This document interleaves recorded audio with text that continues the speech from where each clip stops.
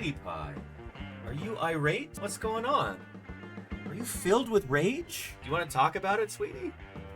Sometimes it helps to talk about these things, you know? What's going on, Sweetie Pie? She might be upset about the state of science funding in this country. Right now, there's an emergency excavation going on in St. George, Utah, at a really, really important fossil site. So at the St. George Dinosaur Discovery Site, there's an incredible assemblage of different kinds of fossils. Trace fossils, like footprints of dinosaurs, swim traces of dinosaurs swimming in an ancient lake, resting traces of dinosaurs sitting down on the banks of this lake on the shore, and then there's traces of all kinds of other organisms living their lives there too. Bones of dinosaurs, bones of fishes, whole skeletons of fishes, the remains of all kinds of ancient invertebrates. So things like crustaceans, things like mollusks. It's this wonderful snapshot of what this environment looked like about 200 million years ago. It's quite the story. It's complex too. I love that you say that it is unique. I want to really emphasize that idea to everybody watching, that this is a truly important site.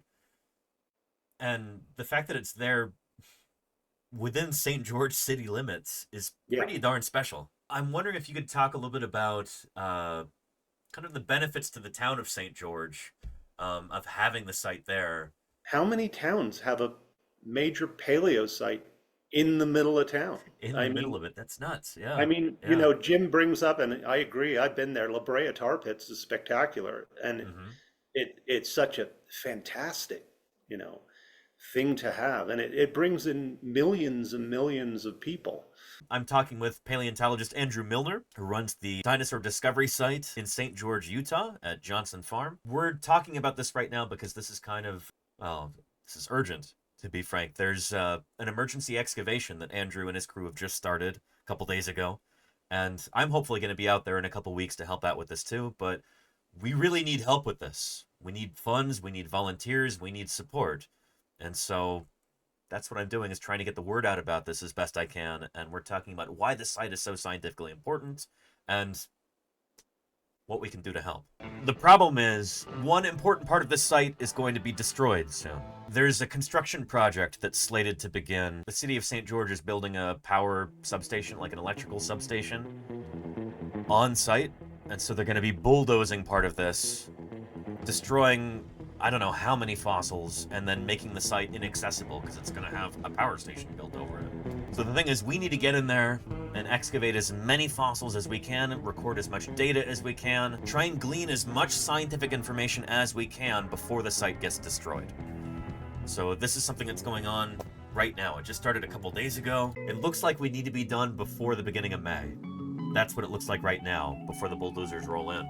If you're as concerned about this as I am, there are things that you can do to help. If you happen to live anywhere near St. George, Utah, they could really use your help in person. If you've ever wanted to work at an important fossil site, they desperately need volunteers right now. So St. George is right here in the southwest corner of Utah. It's practically in Arizona, practically in Nevada. If you live anywhere near here, even the Bay Area like I do, if you happen to have the wherewithal and you've always wanted to work at an important fossil site, they really need volunteers. If you don't have the wherewithal to actually go there, there's other ways that you can help. You can volunteer or you can donate. I posted the links right here. There you go. If you'd like to help contribute some funds to this, it would go a long way. It really, really would. Every dollar counts for this kind of thing. Venmo link is right here. So anyway, how much would be ideal? I mean, we're looking to get, I don't know, $5,000 or $10,000 or something total. That would make our lives so much easier. But every little bit leading up to that helps. We've got an Amazon wish list right here. Just shared it in the chat for you. Here are supplies that they need right now. These will be shipped directly to the museum, as I understand it. Things like plaster bandages for being able to jacket important fossil specimens.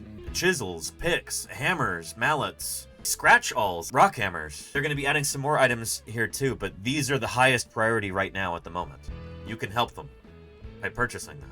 I want to highlight this comment. Speaking to says, in an example to local leadership, to the community, Quinn Allgood and Connor Atkin, the owners of Tag and Go Car Wash, wanted to be the first local businesses to make a handsome donation to this effort. We're super grateful for their Keep It Local and their Look Good, Feel Good campaign. Thank you for saying that. And it could be so frustrating when a really important project like this, you know, they're working with basically a budget of $0. So when folks from the local business community decide to make a contribution and set a good example,